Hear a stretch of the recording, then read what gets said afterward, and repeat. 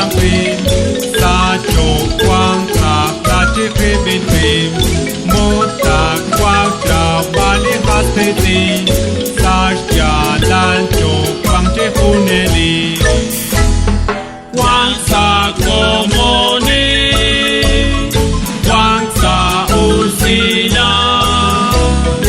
wang kakwa kiki wang sa jabila wang sa tijila wang kakwa kiki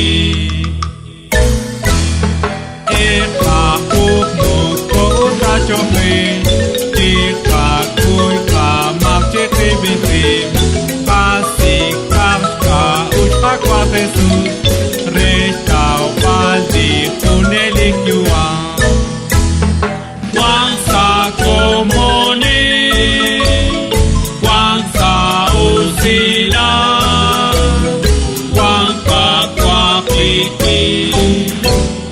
wang sa jabila